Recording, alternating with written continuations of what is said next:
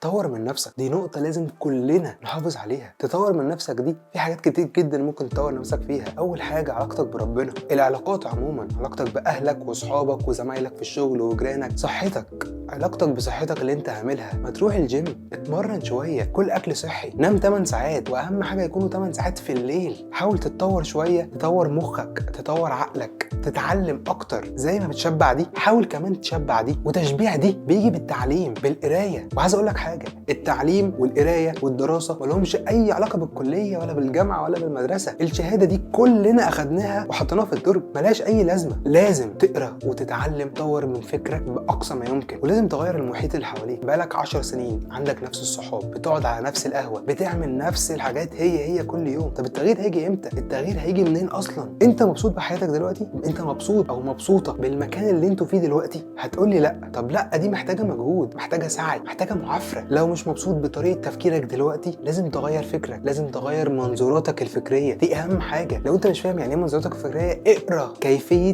تغيير منظوراتي الفكريه، هتفرق معاك كتير جدا. حاول تعرف ناس جديده وتعلم منهم حاجات جديده غير اللي اصحابك القدام علموك اللي عندهم. خلاص، ما بقاش في تاني. ادي لنفسك حقها. اعمل 3 حاجات مهمين جدا: طور من نفسك، غير المحيط بتاعك، وابدا حالا حالا. وخليك فاكر ان النجاح بيبدا بفيديو يحفزك.